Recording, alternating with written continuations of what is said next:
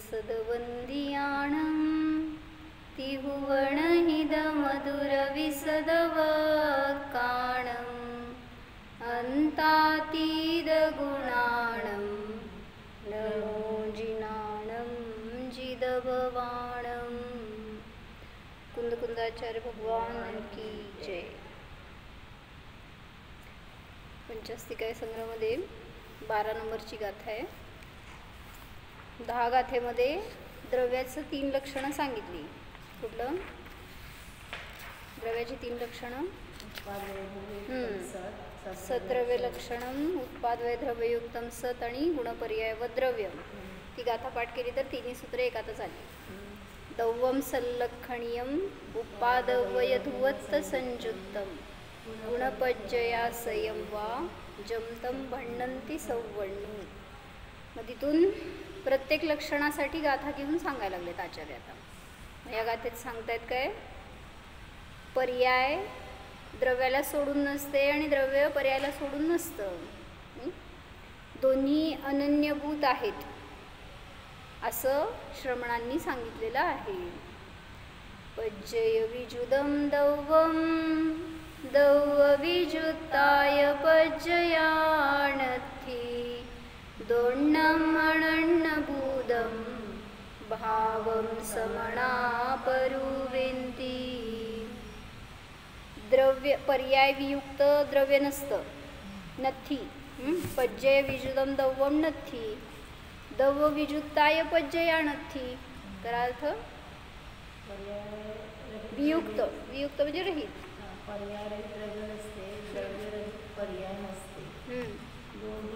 दोन्नम अनन्यभूतम भावम, अनन्यभूत आहेत, अनन्यभूत भाव आहेत म्हणजे द्रव्य आणि पर्याय हे एकमेकांना सोडून नसतात, अनन्य आहेत ते, असं श्रमणांनी सांगितलेलं आहे। कशासाठी सांगितलं, का सांगावं लागलं?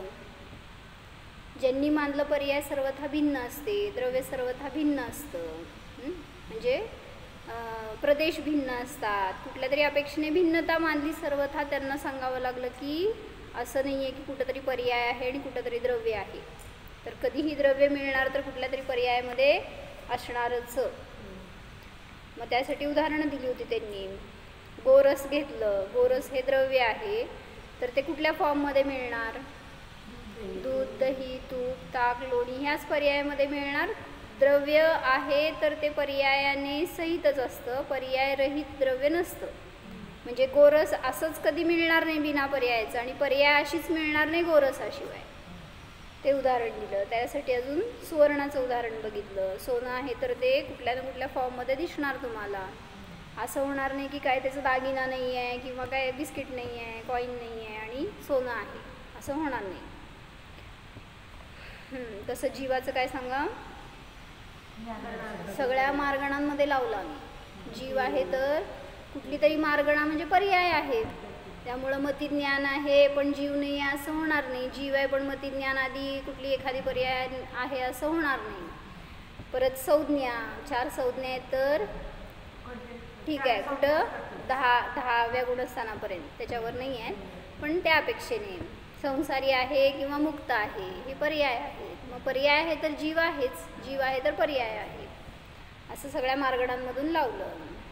तुम्हाला घरचा अभ्यास काय? सम्यक्त्व मार्गणा, संयम मार्गणा, असं कुठं आहे की जीव आहे आणि ती मार्गणा नाही? सिद्धांमध्ये सुद्धा मार्गणा घडतात की। आता सांगा सम्यक्त्व मार्गणेमध्ये कसं?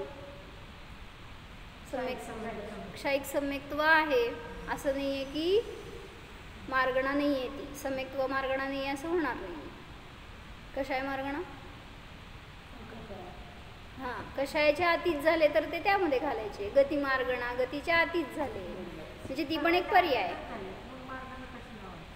आहेत ना। एक क्षयिक सम्यक्त्व आहे त्यांच्याजवळ, क्षयिक ज्ञान आहे, ज्या मार्गणांचं जे लागतं ते लावायचं। मग तसंच आम्ही जेव्हा 5 भाव लावले तेव्हा सिद्धांचे भाव पण लावले होते। सांगा, सिद्धांमध्ये 5 भावाच्या 53 भेदापैकी किती भेद घडतात? औदैहिक भावाचे 21 भेद, क्षायक्षमिक भावाचे 18 भेद हे सगळे घटत नाहीत. तुमच्यासाठी सोपं केले. पुढे जावा. क्षायिक भावाचे 9 भेद असतात. औपशमिक भावाचे 2 भेद आहेत आणि पारिणामिक भावाचे 3 भेद आहेत. सांगा किती भेद असणार त्यांच्यात. त्यातला औपशमिक भाव लगट करा. राहिले फक्त क्षायिक आणि पारिणामिक. त्यातले किती भेद घटणार सिद्धांमध्ये. जीवत्व येणार. क्षायिक ज्ञान, सम्यक क्षायिक सम्यक्त्व,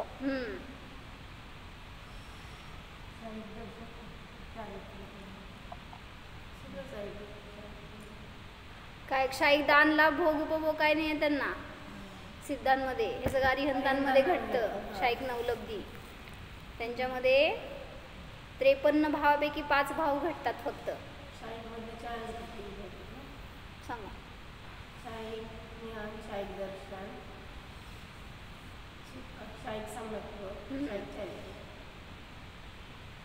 क्षायिक चारित्र नाही घेतलं. काय घेतलं हो तिथं. क्षायिक सम्यक्त्वामध्ये अनंत सुख येतं. काय घेतलं होतं. वीर्य घेतलं होतं का आपण. 4 क्षायिक भावाचे भेद आहेत आणि 1 जीवत्व भाव आहे पारिणामिक भावाचा. वीर्य घेतलं होतं. क्षायिक ज्ञान, क्षायिक दर्शन, क्षायिक सम्यक्त्व, क्षायिक वीर्य आणि जीवत्व. जीवत्व असे 4 भेद घ्यायचे. चारित्र नाही घ्यायचं. आणि जीवत्व हा पारिणामिक भाव. तर असे म्हणजे म्हणायचे पर्याय आहे. तिथं ती मार्गणा घटते पण द्रव्य आहे तरच पर्याय घटते अन्यथा नाही. चला पुढं. तर त्या 12व्या गाथेची जयसेनाचार्यांची टीका पण झाली होती काल पूर्ण. शेवटचं अध्यात्म वाक्य सांगत होते. अत्र सिद्धरूप शुद्ध पर्यायात अभिन्नम शुद्ध पर्यायात डबल आले ते.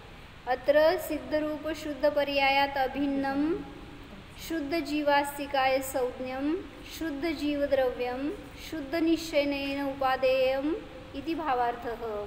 येथे सिद्धरूप शुद्ध पर्यायाहून अभिन्न शुद्ध जीवास्तिकाय नावाचं शुद्ध जीवद्रव्य शुद्ध निश्चयनेयाने उपादेय आहे असा भावार्थ आहे. सगळे शुद्ध लावा. काय काय सांगायला लागले. कुठल्या गुणाची पर्याय कुठली आहे ती. सिद्धरूप शुद्ध पर्याय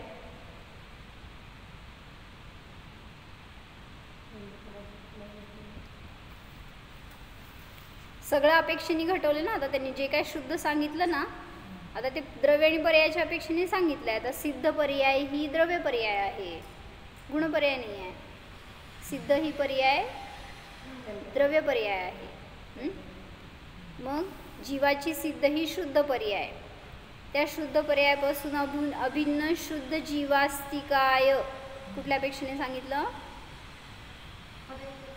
शुद्ध जीवास्तिकाय म्हणजे काय. असंख्यात प्रदेश. जीवाचे असंख्यात प्रदेशी तो असा जीवास्तिकाय. अस्तिकाय म्हणजे बहुप्रदेशी आहे. मग संसारी जीव आहे तो अशुद्ध जीवास्तिकाय म्हणा पर्यायाकडून बघत असताना. आणि सिद्ध जीव आहेत ते शुद्ध जीवास्तिकाय. असं ते शुद्ध द्रव्य शुद्ध निश्चयनयाने. कुठल्या शुद्ध निश्चयनयाने. कुठनाचा जीवद्रव्य मग सिद्धांचा. मग सिद्धांचा घेत असताना थांबा पहिल्यांदा एक एक लावा. परम शुद्ध निश्चयाने माझा शुद्ध जीवास्तिकाय मायासाठी उपादेय आहे. उपादेय म्हणजे काय घ्यायचं इथं. आश्रय करण्यायोग्य उपादेय. मग तिथं माझा जीवद्रव्य घेतला तर परमशुद्ध निश्चयाने. आता त्या सिद्धांचा सिद्ध जीव घेतला तर तो माझ्यासाठी उपादेय आहे. प्रगट करण्यायोग्य उपादेय आहे. त्यांच्यासारखी शुद्ध पर्याय पूर्ण पर्याय माझी शुद्ध निश्चय न्यायाने. कुठल्या न्यायाने.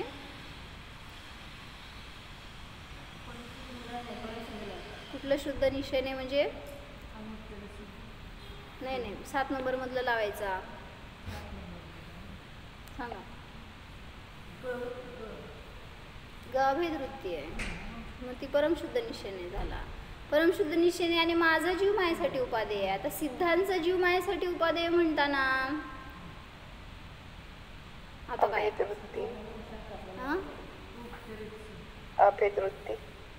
अभेद वृत्ती निश्चयण्याचा विषय झाला. तो माझा जीव दाखवतो मला. इथं सिद्धांचा जीव आपण म्हणतोय ना. नाही बाबा, निश्चय नाही म्हणतात, भेदवृत्ती व्यवहार नाही आहे. अभेदोपचार मध्ये अशुद्ध निश्चयनयातला पूर्ण शुद्ध निश्चयने असं म्हणायचं. म्हणा अभेदोपचार मधला अशुद्ध निश्चयनयातला पूर्ण शुद्ध निश्चय. पूर्ण शुद्ध निश्चयनयामध्ये सिद्ध घेतलेत ना. चारित्र्य, ज्ञान आणि श्रद्धा सगळ्याच्या अपेक्षेने त्यांच्या ठिकाणी पूर्णता आहे. फक्त ते आपल्यापासून भिन्न जीव आहेत आणि त्यांचा पर्यायाकडून अखंड द्रव्य दाखवलंय म्हणून तो नाही दाखवला. मग त्यांच्यासारखी अवस्था माझ्या ठिकाणी प्रगट करण्यायोग्य उपादेय आहे म्हणून ते सिद्ध माझ्यासाठी.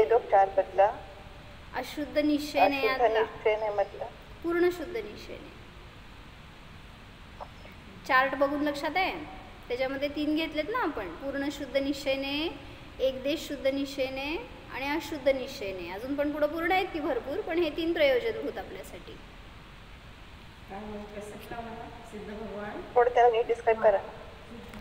3 वेळे दाखवले होते ना आपण तेव्हा. अशुद्ध निश्चयने यामध्ये आता हा अशुद्ध निश्चयने अभेदोपचार मध्ये आलाय बरं का. अभेदोपचार कुठं आला?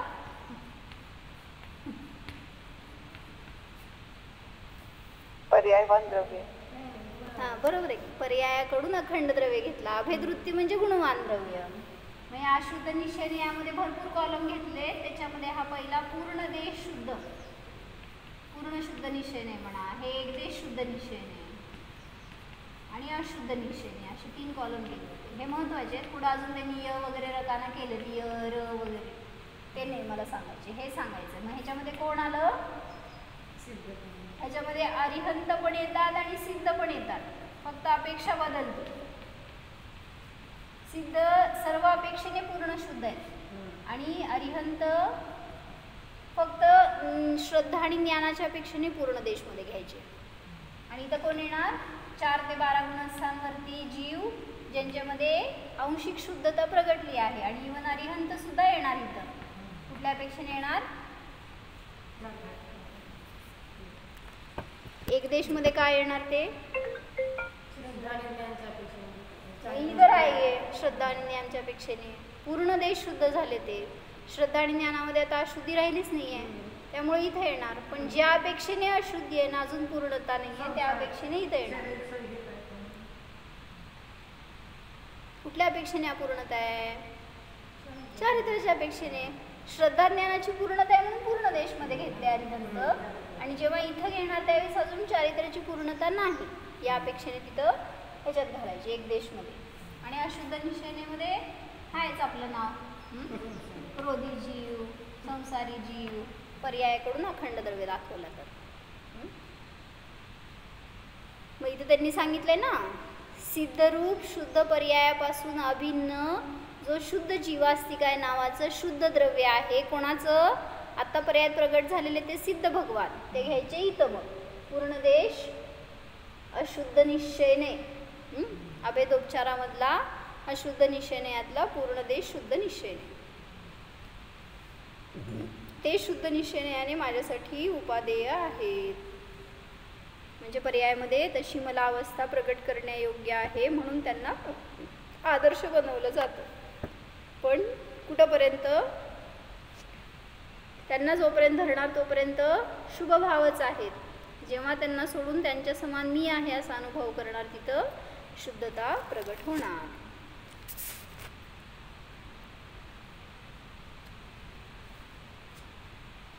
एकदा रिपीट करायचं होतं तुम्हाला की द्रव्य आणि पर्यायामध्ये कुठल्या कुठल्या अपेक्षेने भेद सांगितला. काय रुपाली मागच्या वेळेस होती का? हे पुसून तर त्याला आम्ही 8 हेतू दिले होते. घेऊन बसती का वही पेन? म्हणजे जरा सांगते. द्रव्य आणि पर्याय ह्यांच्यामध्ये कथनचित भेद आहे का, त्यासाठी हेतू दिले होते. तर पहिलं सांगितलं संज्ञा भिन्न भिन्न आहे त्यांची, दोघांचं नाव याचं द्रव्याचं नाव द्रव्य आहे, पर्यायाचं नाव पर्याय आहे, म्हणून नावाच्या अपेक्षेने भेद आहे. लक्षण, लक्षण काय आहे हे घेतलं होतं विशेष. काय द्रव्याचं लक्षण आहे सद्रव्य लक्षणम किंवा गुणपर्याय व द्रव्यम, आणि पर्यायाचं लक्षण आहे तद्भाव परिणाम, असं सूत्र आहे ना. म्हणजे काय त्याचा भाव तो परिणाम असं त्याचं लक्षण आहे. म्हणजे द्रव्याचं जे काय परिणमन आहे त्याला पर्याय म्हणतात. लक्षणाच्या अपेक्षेने भेद केला. तिसरं प्रयोजन भिन्न आहे. काय प्रयोजन आहे म्हटलं होतं, द्रव्याचं प्रयोजन लिहिते का रुपाली, तुला विचारणार आहे मी. शिल्पाबेन, द्रव्य पर्यायात कथनचित भेद का आहे ह्याच्यासाठी अष्टसहस्रीची 71-72 कारिका घेतली होती. किती लिहिलंच आहे पण ते मला ऍटलीस्ट समजलं नाहीये. एकत्व अन्वय ज्ञान लिहिलं होतं द्रव्याला. हा तेच ना, मग दाखवलं ना. एकत्व रूपाने सगळ्या पर्यायांमध्ये एकत्व रूपाने राहणारा तो जीव, तो ते द्रव्य प्रगट करणं हे प्रयोजन आहे द्रव्याचं. कुठल्याही पर्यायांमध्ये ऊर्ध्वता सामान्य म्हणा चालतंय.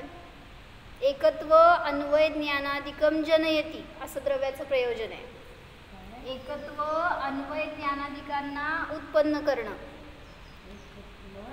एकत्व म्हणजे एकरूपपणा, अन्वय म्हणजे सगळ्यामध्ये कॉन्स्टंट राहणेपणा, ज्ञानाधिकांना उत्पन्न करणं हे द्रव्याचं प्रयोजन. आणि पर्यायाचं प्रयोजन काय, त्याच्या विरुद्ध घ्यायचं. अनेकत्व व्यावृत्ती ज्ञानाधिकम जनयती. द्रव्याचं प्रयोजन आहे एकत्व अन्वय ज्ञानाधिकांना उत्पन्न करणं, आणि पर्यायाचं प्रयोजन आहे अनेकत्व व्यावृत्ती ज्ञानाधिकाला जन्म उत्पन्न करणं. अनेकत्व म्हणजे अनेक रूपाने आहे, पर्याय एक रूप नाही आहे. पर्यायामध्ये अनेकपणा आहे. मग अनेकत्व रूपाने व्यावृत्ती म्हणजे भेदरूप, ह्याच्यानंतर ती पर्याय, ही पर्याय वेगळी, ती पर्याय वेगळी, असं पर्यायामध्ये भेद करणं हे त्या पर्यायाचं प्रयोजन, पर्याय सांगायचं प्रयोजन. मग सगळ्या पर्यायांमध्ये पर्यायाकडून पाहिलं तर मी भिन्न भिन्न आहे, आणि द्रव्याकडून पाहिलं तर तो मी सगळ्यामध्ये अन्वय रूपाने राहणारा तो तो तो जीव आहे. मग त्यांनी सांगितल्यासारखं ऊर्ध्वता सामान्याचा विषय आहे, तो अनुभूतीचा विषय आहे की नाही.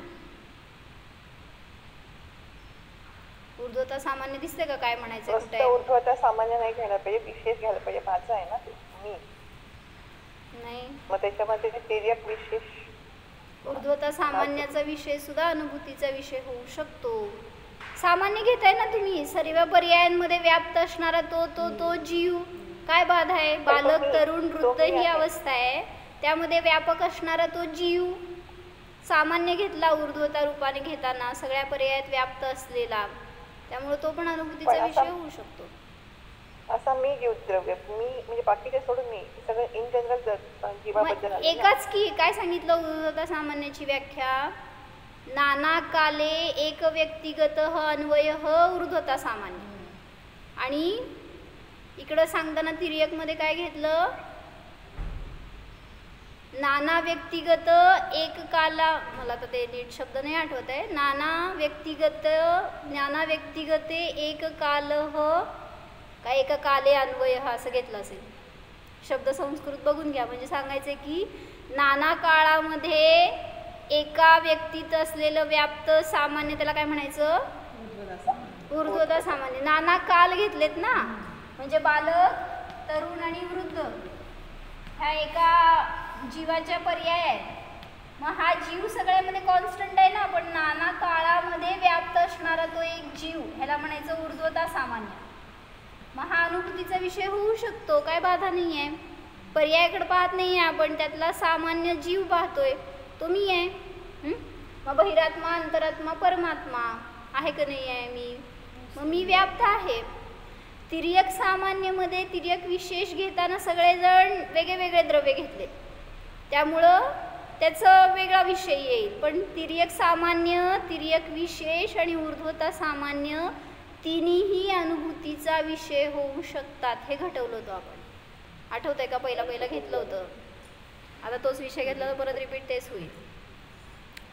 तुम्ही एकदा चिंतन करा, नाही जर समजलं तर उद्या प्रवचन मध्ये असं ऐकलं की हे म्हणजे आपण विशेष म्हणजे बाकीच्यांपासून माझा आत्मा वेगळा आहे असं म्हणून ते विशेष पण त्यांनी कुठे लावलं होतं. तिर्यक विशेष मध्ये येणार ना ते निज ध्रुव सामान्य हे घेतलं होतं ना महाराजींनी न्यायदीपिकेमध्ये घेताना. मागं 20 चार्ट केले, त्याच्यामध्ये निज हा शब्द घेतलाय तो तिर्यक विशेषाच्या अपेक्षेने घेतलाय आणि मग तो तिथं दाखवलाय तो अनुभूतीचा विषय आहे. कारण सगळे जीव घेतले तर त्यातला निज जीव वेगळा काढायचा हे तिर्यक विशेष झाला. त्यामुळे तिर्यक विशेष सुद्धा अनुभूतीचा विषय होऊ शकतो. आपण हे घेतले, इन डिटेल घेतले, चार्ट वगैरे काढून सगळे उदाहरणं घेऊन. ऐका परत मागचे झालेले कशामध्ये घेतले आता आठवत नाही मला. मला काय सांगायचं होतं, कशासाठी गेलो तिकडं? हां, हे अनेकत्व व्यावृत्ती ज्ञानाधिकांना उत्पन्न करणं हे पर्यायाचं प्रयोजन आहे. पुढं अजून कुठल्या अपेक्षेने भेद आहे? संख्या अपेक्षेने भेद आहे. द्रव्य एक आहे, पर्याय अनेक. हां, संख्या किती आहे? द्रव्याची संख्या एक आहे, पर्यायाची संख्या अनेक आहे. म्हणून संख्या अपेक्षेने भेद आहे म्हणून द्रव्य आणि पर्यायामध्ये भिन्नता आहे. अजून अनंत पण म्हणू शकतो ना दीदी? अनंत म्हणा, पर्याय अनेक आहेत म्हणा, अनंत आहेत म्हणा. प्रतिभास भेद सांगितला होता. प्रतिभास भेदे म्हणजे द्रव्याचा प्रतिभास द्रव्य रूपाने असतो, पर्यायाचा प्रतिभास पर्याय रूपाने असतो. काय म्हणले रुपाली? भाजी निवडाली का? प्रतिभास अर्थ कसा घ्यायचा? प्रतिभास म्हणजे आता काय म्हणायचं, ज्ञानाचा विषय होण्यायोग्य. द्रव्य आहे ते द्रव्य रूपाने प्रतिभासित होतं आणि पर्याय आहे ती पर्याय रूपाने प्रतिभासित होते. फार डिटेलमध्ये घेतलं नाही त्यांनी त्याचं वर्णन, फक्त प्रतिभास भेद असा जाणीवेत येत असल्यामुळे ते पण अन्यमतवादीच्या निराकरणासाठी घेतला तो हेतू. प्रतिभासामध्ये भेद दिसून येतो म्हणून. ज्ञानामध्ये ज्ञानाचा विषय हा ना, द्रव्याला द्रव्य रूपाने जाणलं जातं, तशा रूपाने तो ज्ञेय बनतो, त्याचा प्रतिभास द्रव्य रूपाने होतो. आणि पर्यायाचा प्रतिभास म्हणजे अनुभव म्हणा, काय म्हणायचं, ज्ञानाचं ज्ञेय बनण्याचं कारण म्हणा. तसं पर्याय आहे ती पर्याय रूपाने प्रतिभासित होते. भिन्नता आहे त्यांची असं सांगायचंय. काय म्हणते रुपाली? प्रतिभास म्हणजे काय घ्यायचा? अनुभव घ्यायचा का? प्रतिभास म्हणजे तेच ना, ज्ञानामध्ये झळकणं, प्रतिभासित होणं. मग द्रव्याचा प्रतिभास भिन्न असतो, पर्यायाचा प्रतिभास भिन्न असतो. जसं तुम्हाला म्हणलं ना, सोनं हातात घेतला काय म्हणून तुम्ही बघता, त्याचा प्रतिभास काय हो? म्हणजे ते द्रव्याचा आनंद आहे तुम्हाला का पर्यायाचा आनंद आहे? पर्यायाचा आनंद असतो तुम्हाला, मग तुम्ही नियमाने दुःखी होणार. ऍक्च्युली हे काय म्हणतात, लोकांना कशाला म्हण, तुमचं सांगा. दोन्हीकडून बघणार ना, ते प्रतिभास कसा होतो त्याच्या अनुसार. ज्याची दृष्टी, आम्हाला बिस्किटच आवडत. म्हणजे काय म्हणायचं, ज्याची दृष्टी द्रव्याकडे आहे त्याला द्रव्य प्रतिभासित होतं त्यातलं. म्हणजे ते माताजींनी सांगतात ना, मुकुट तोडलं आणि लॉकेट केलं. वडिलांची दृष्टी त्यात सोनं आहे, मग प्रतिभास त्याचं सोनं रूपाने करतायत. आणि जे मुलगा आणि मुलगी आहेत ते एकाला उत्पन्न झालं म्हणून हर्ष आहे, एकाला नष्ट झालं म्हणून दुःख आहे. म्हणजे पर्यायाकडून प्रतिभासित करतायत ते. म्हणजे प्रतिभास होण्यामध्ये भिन्नता आहे एवढं सांगायचं त्यांना. पुढं अजून पुढचा हेतू काय? प्रतिभास मध्ये शक्तिमान आणि शक्ती का अंश असं घेतलं होतं. नाही, त्यात नाही घ्यायचं, ते पण वेगळंच घेतलंय. शक्तिमान आणि शक्ती भाव भेदात असं घेतलंय. शक्तिमान शक्ती भाव भेदात. शक्तिमान हा द्रव्य आहे, अंशी आहे, आणि शक्तिभाव हे अंश आहे, पर्याय आहे. असा त्यांच्यामध्ये भेद होत असल्यामुळे, म्हणजे अंशी आणि अंश रूपाने म्हणा, असा भेद होत असल्यामुळे द्रव्य आणि पर्याय भिन्न भिन्न आहेत. पुढं कालभेदात काय भेद आहे हो? कालवरती आहे द्रव्य आणि पर्याय एक समयवरती आहे. नाही, तसं नाही घेतलं. ते तर लक्षणामध्ये येणार.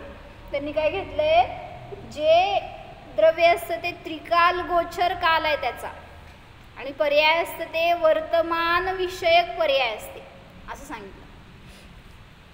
म्हणजे जिथला कुठला पण असेल वर्तमान सांगण्याचं कार्य करतं ती पर्याय, आणि त्रिकाल गोचर असतं ते द्रव्य असतं असं त्याच्यामध्ये कालभेद केलाय त्यांनी. म्हणजे मी पण तसंच लावलं होतं, अनादि अनंत लावणार तर द्रव्य आणि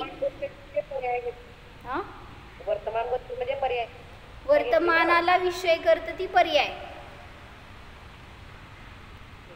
असं त्यांनी भेद घेतलाय. म्हणजे जसं म्हणलं ना की महावीर भगवंतांचा जीव सिंह अवस्थेमध्ये होता, तर सिंह ही वर्तमान असं लावायचं.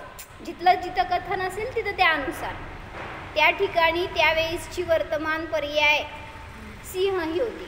मग वर्तमान कालाला दाखवतं ती पर्याय असते, आणि त्रिकाल गोचर दाखवतं ते द्रव्य असतं. असा काळभेद केला. अजून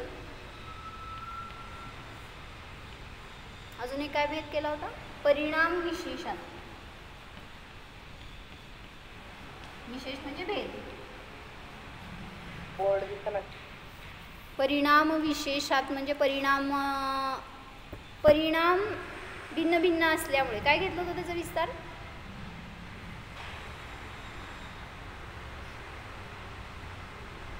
गेला संपलं होतं मीटिंग. परिणाम विशेषात म्हणजे स्वभावच घेतलाय बहुतेक त्याच्यामध्ये. हां, वाचून दाखवलं होतं की मी ते. घेत आहे पुस्तक, तिथं आहे.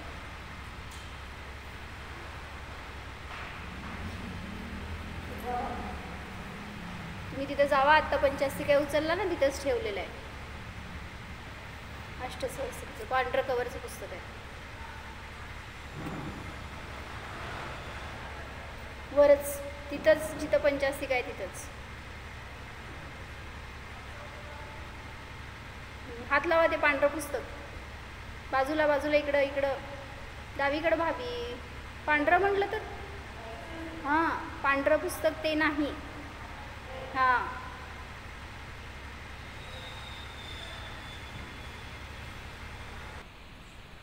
बदलणारी असते ती पर्याय असते. ह्याचं लिहून घेतलं ना काल तुम्ही, त्याच्यावरनं बघून समजून घ्या. परिणाम विशेषात मध्ये द्रव्य अनादि अनंत एक स्वभावरूप वैश्रसिक परिणामवाला आहे, आणि पर्याय कशी आहे तर साधी शांत अनेक स्वभावरूप परिणामवाली आहे.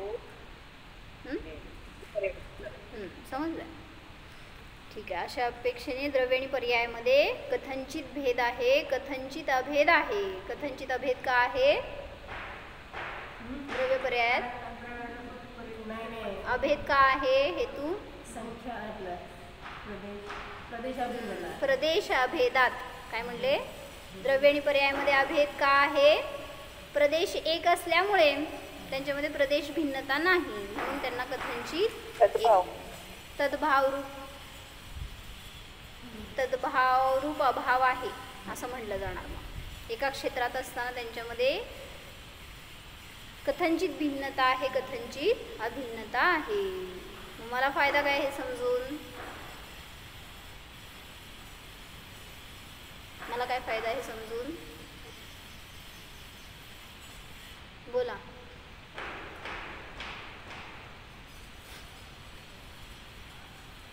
वस्तूचं स्वरूप कळतं, त्याच्यावर मला माझं पण समजतं स्वरूप. बर. द्रव्य आणि पर्याय समजून काय फायदा? विजया काकी ना, बोला विजया काकी. आणि त्याच्यापासून मला द्रव्यच पकडायचंय, पर्यायला नाही. बरोबर. अनुभूतीला आहे. हां, काय म्हणले रुपाली? पर्याय क्षणिक आहे, द्रव्य कायम राहणार आहे. मला फायदा काय? तुम्ही सगळं प्रवचन सांगायला समयाबद्दल, पर्यायाबद्दल विचार करण्यात उपयोग नाही. म्हणजे एक समयाची पर्याय निघून जाते, तर त्याच्यावरती आपलं चालतं ना, असं झालं त्याच्यावरती आपलं चिंतन मनन, त्याच्यात आपण दिवस घालवतो. म्हणजे मी काय करतोय, पर्यायालाच धरून पाहतोय आणि तेच माझं रूप मानतोय, म्हणून आजपर्यंत सुखी झालो नाही, म्हणून आजपर्यंत मुक्त झालो नाही. माझी दृष्टी सगळी पर्यायावर आहे, त्या पर्यायाला स्वतःशी मी अभेद करतोय म्हणून सांगतायत पर्याय ही कथनचित भिन्न आहे. जरी आत्ता सुख दिसतंय तरी समजून घ्या नियमाने नष्ट होणार आहे, जरी दुःख दिसतंय तरी समजून घ्या नियमाने नष्ट होणार आहे. म्हणून कुठल्याही पर्यायामध्ये एकत्व करून चालणार नाही. सिद्ध पर्याय असतील तरी सुद्धा ती सुखाला कारण नाही. जी पर्याय सन्मुख झाली ती सुद्धा माझ्यासाठी आश्रय करण्यायोग्य नाही आहे. म्हणूनच म्हटलं सिद्ध पर्याय सुद्धा तुम्हाला उपादेय नाही आहे. कथनची ती पण भिन्न आहे, नष्ट होणारी आहे. माझ्यासाठी माझा जीवच उपादेय आहे. शुद्ध पर्याय सुद्धा कथनचित हेयच आहे, कुठल्यापेक्षेने नष्ट होणार आहे म्हणून. आणि जो द्रव्य आहे तो अनादि अनंत आश्रय करण्यायोग्य उपादेय आहे. प्रतिभास भेदमध्ये असं सेपरेट काय दिलं नाही, म्हणजे ते काय घेतलंय मग त्याच्यामध्ये?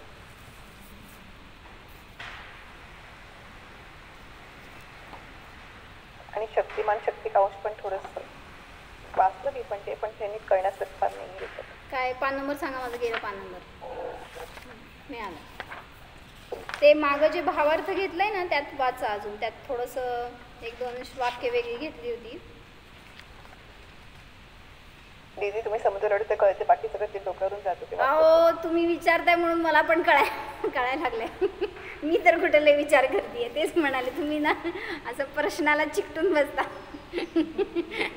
म्हणून ते जरा जास्त खुलासा होते, नाही तर काय नसते. वाचते इथलं मी, एक मिनिट आहे का वेळ आपल्याकडं. कार्य और कारण के देश काल भिन्न भिन्न है, अतः एव ये भिन्न भिन्न ही है. इस प्रकार पूर्व पक्ष के समर्थन में कारिका बताई. हे नहीं है का?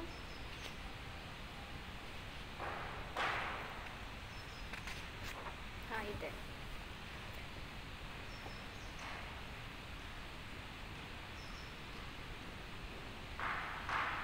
पान नंबर 332 वर आहे. जैनाचार्यों का कहना है कि द्रव्य और पर्याय में कथनचित एकत्व है, क्योंकि उन दोनों को पृथक पृथक करना अशक्य है. तथा एवं पर्याय और द्रव्य में कथनचित भिन्नपना भी है, क्योंकि दोनों में परिणाम विशेष पाया जाता है. काय सांगितलं होतं? परिणाम विशेष म्हणजे अनादि अनंत आहे, अन्वय रूप आहे आणि वैसरसिक परिणाम वाला आहे द्रव्य. आणि पर्याय कशी आहे? साधी शांत आहे, अनेक रूप परिणाम वाली आहे. असं परिणाम विशेष घेतला. तथा शक्तिमान शक्ति के निमित्त से अपने अपने लक्षणों के भेद से भिन्नता है. असं फार खुलासा केला नाही आहे त्यांनी, त्याच्यामध्ये समजून येण्यासारखं असल्यामुळं शॉर्टमध्ये सांगितलं असणार. लक्षण भेद घ्यायचं म्हणजे त्याच्यामध्ये परत लक्षण आपण घेतलं की तिथं वर संज्ञा लक्षण प्रयोजन मध्ये इथं पण परत तेच घेतलं वाटतं. शक्ती आणि शक्तिमान मध्ये अंशी आणि अंश रूपाने भेद करायचा.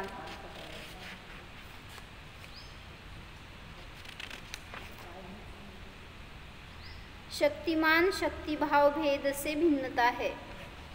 असं काय डिटेल त्यांनी घेतलं नाही, खुलासा एवढंच सांगायचं आहे त्याच्यामध्ये की द्रव्य आहे ते अंशांचा पिंड आहे, ते शक्तिमान झालं, शक्तींचा पिंड. आणि पर्याय घेतली तर भेदरूपी अंश आहे, शक्तिरूप आहे. असं पुढचं काय होतं प्रश्न तुमचं?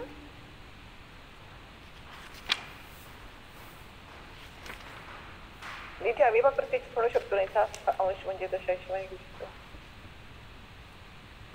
शक्तीचा अंशच म्हणतो ना अविभाग प्रत्यक्षेतला. शक्ती नाही सांगायचंय, शक्ती म्हणजे अंश घ्यायचं हे सांगते मी तुम्हाला.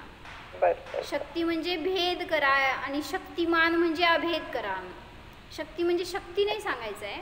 मग तसं म्हटलं तर पर्याय कसं होणार शक्ती म्हणजे? कारण शक्ती म्हणजे अंश रूप भेद रूप कथन करायचंय. प्रतिभास भेद एक होतं. प्रतिभास भेद सांगितलं की तुम्हाला. त्यांचा प्रतिभासामध्ये भिन्नता असल्यामुळे असं त्यांनी त्याचा पण फार खुलासा केला नाही आहे. प्रतिभासित होण्यामध्ये भिन्नता जाणीवेत येते म्हणून असं घेतलं. त्या अन्यमतवादींनी काहीतरी हेतू दिला त्यासाठी ते खुलासा केला.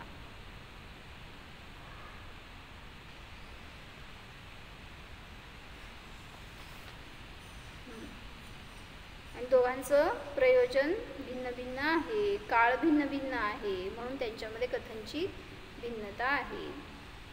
द्रव्य और पर्याय एक वस्तु है क्योंकि प्रतिभास भेद के होने पर भी ये दोनों अभिन्न है। जैसे चित्र ज्ञान एक है, पर्याय निरपेक्ष केवल द्रव्य अथवा द्रव्य निरपेक्ष केवल पर्याय अर्थ क्रियाकारी नहीं है, क्योंकि केवल इन एक द्रव्य का या पर्याय मात्र में युगपत या क्रम से अर्थक्रिया संभव नहीं है। म्हणजे द्रव्य निरपेक्ष पर्याय असेल तरी अर्थक्रिया होणार नाही, आणि म्हणा तरी अर्थक्रिया होणार नाही, म्हणून तिथं त्यांच्यामध्ये जर कथनचित भिन्नता आहे, कथनचित अभिन्नता आहे। मग ह्या अर्थक्रियेच्या अपेक्षेने पण प्रतिभासामध्ये भेद आहे असं म्हणा। काय नित्य अर्थक्रियेचा प्रतिभास आणि अनित्य अर्थक्रियेचा प्रतिभास, मग द्रव्य आणि पर्यायामध्ये या अपेक्षेने सुद्धा कथनचित भेद आहे। मग हे समजून आपल्याकडे यायचं आहे। पर्यायाला जर लक्ष करणार तर भरकटत राहणार, म्हणून सांगितलं पर्याय म्हणजे मी नाही। कोण आहे तुम्ही? तुमचं नाव काय? मी विसरले। हिरालाल ना? हां हो काय, जीव आहे म्हणायचंय तुम्हाला, हिरालाल नाही आहे तुम्ही, पर्यायच मानलं की नाही स्वतःला। मग मी जीव आहे, मी काय हिरा रत्न आहे, पण रत्नाकर आहे। एक हिरा नाही आहे, सगळ्या हिऱ्यांचा खाण आहे आपण। सगळे अनंत गुण म्हणजे अनंत हिरे आहेत आपल्याकडं, मग त्या सगळ्यांचा पिंड, असा अनंत गुणांचा पिंड स्वरूप मी आहे, म्हणून मला पर्यायात अडकायचं नाही। पर्याय म्हणजे मी नाही, हेच मला संस्कार करायचे आहेत। आता पर्यायात अडकलो म्हणून आजपर्यंत भरकटलोय। आजपर्यंत इथं काय आहे? दुःखमा काळ चालू आहे, माहिती आहे तुम्हाला? काय दुःखमा काळ म्हणजे दुःखच भोगावं लागणार का? कारण तुम्ही पर्यायात आहात। मग तुम्ही तिथे स्वभावात राहा तर कुठलं दुःखमान कुठलं सुखमा बाहेर काय कोण करणार नाहीये। मी स्वभावाने जर सुखी राहिलो तर बाहेर कोणी दुःख दिलं तरी पण दुःखी नाही होऊ शकणार। तसं मुनिराजांवर उपसर्ग केला तर मुनिराज सुखी का दुःखी?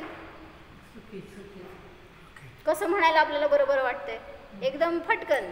आणि तुम्हाला काय केलं तर सुखी का दुःखी हो? का बरं? काय सुखी का दुःखी? तुम्हाला आज जेवायला दिलं नाही, सुखी का दुःखी? परम सुखी म्हणा की। म्हणजे पर्यायाचा आपण इतका विचार करतोय, दिवस रात्र त्याच्यात अडकून राहतोय। संस्कार थोडे करायचे त्यागीचे, म्हणून काल परवा सांगितलं ना चितूबाईंनी, काय सांगितलं सांगा? काय सांगितलं? म्हणले का त्यागीच्या सहवासात जायचं? संयमाचे संस्कार करून घ्या, त्याच्यासाठी गेलाय तर त्याच्यातून आपल्याला मुनी व्हायचं हे परिणाम केला का? केलं का नाही? मी तर केलं, इथं बसून त्यांनी सांगितलं म्हणता, तुम्ही केलं का?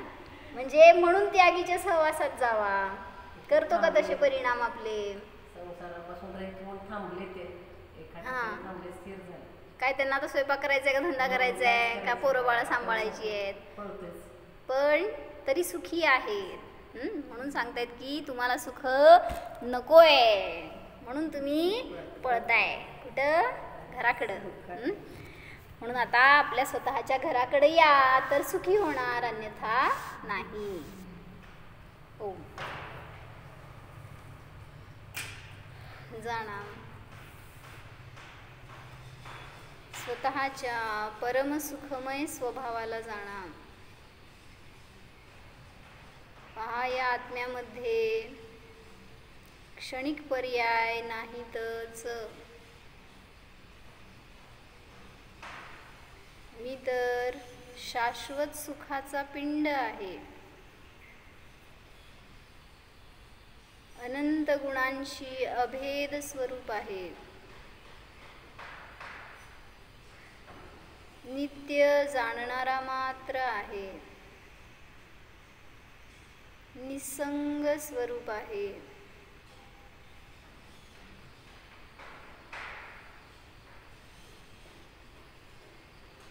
परम शरण स्वरूप आहे। जाणा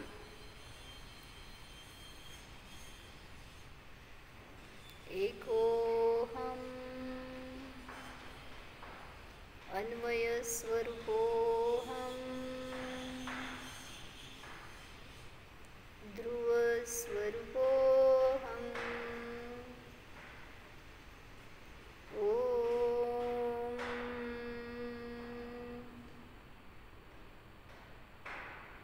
विसर. नमो हरिहंताण